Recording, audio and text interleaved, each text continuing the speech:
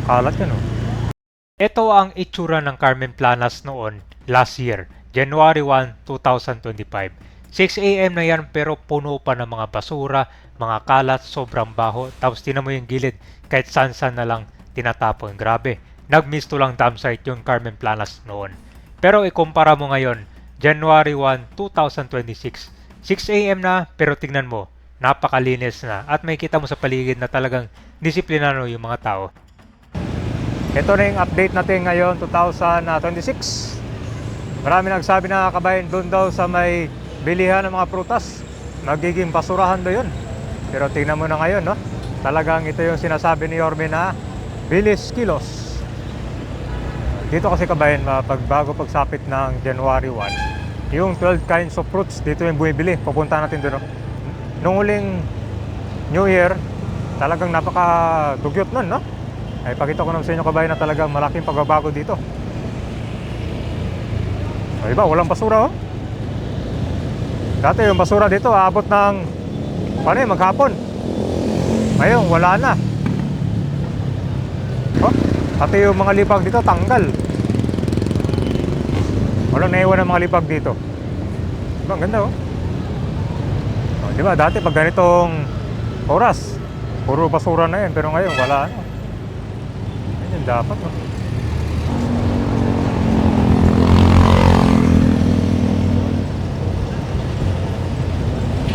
Oh, pati dito walang basura, oh. Grabe, oh.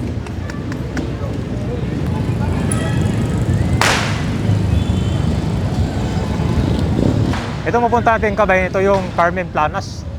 Dito yung marami ng mga tinda ng prutas dati. Halos ko ang itsura nito dati. Talagang dump site. Pero tingnan mo ngayon, di ba, oh? Organize agad, no? Eh, guys, di ba? Nung huling taon dito, grabe, talagang pinabayaan. Parang nawala yung gobyerno dito sa Manila. Ito. Ito yung Carmen Planas, oh, di ba, oh? Oh, yun yung pagbabago. Oh. Linis. Marami din nagsabi kabay na after daw ng New Year, nakabili na sila ng mga prutas dito. Puro daw basurahan yan, kabuntok. Tignan mo yan, linis, oh. Wala mga kalat yan, oh. Kaya yan, flashing. Maraming itsura nito noon, di ba? Nakita nyo naman, parang kung dito, ginawang dump site. Dito kasi yung bilihan ng mga prutas. Dito kasi mura, lalo yung mga orange.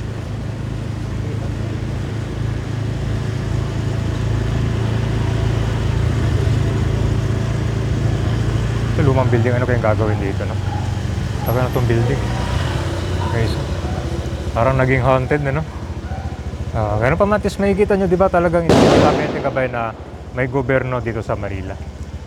Grabe, nakakalungkot nito dati, no? Oh, di ba? Mapapawaw ka talaga dito, oh.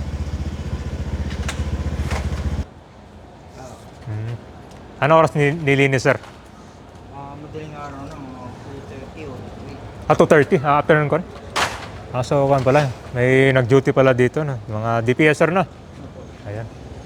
Ayan kabay, no? Bilis. 2:30 ng umaga, naglinis sila dito. Noong nakaraan kasi kabay, ninambukan yata ng kanyan, eh. Para mag 6 AM na.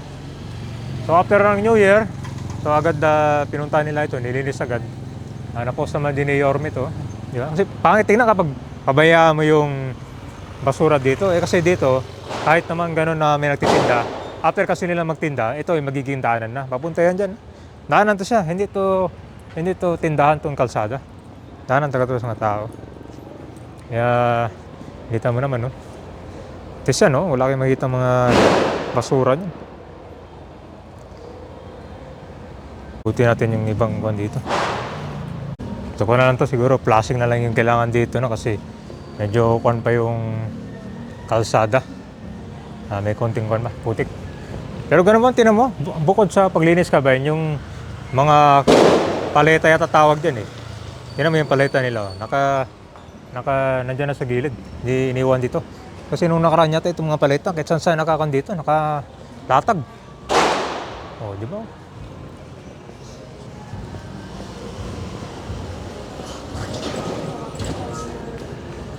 Dito tayo sa kabila, guys. Ito, nasama tayo ng Divisoria Mall, oh. Ang linis, oh. Dito, I think marami nagtitinda dito mga kabayan, yung mga pangmasak, tulad ng candy, yung mga panggawa ng cake dito yan, nilalatag.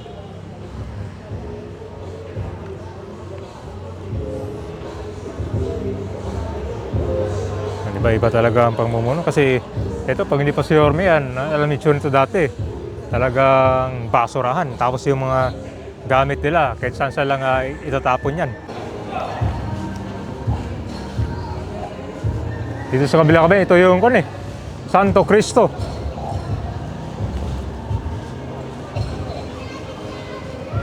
#818 Mall. Hello.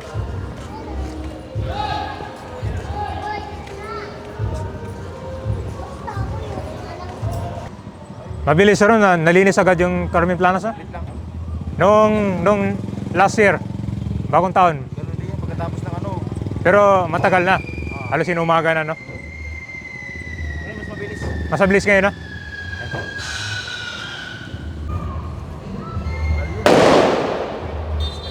Yan. Kasi mo dito kabayan na pag itong mga nila, oh. Yung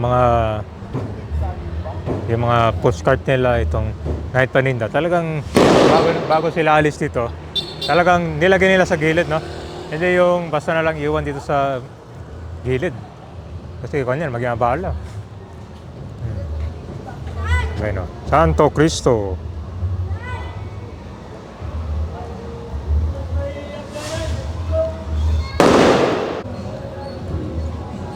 Bukas sir, maraming tao ulit dito. Oo, bukas. Ano yung mga tinitinda dito sir?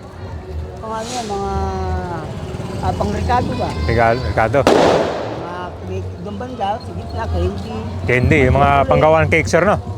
chocolate, dilata.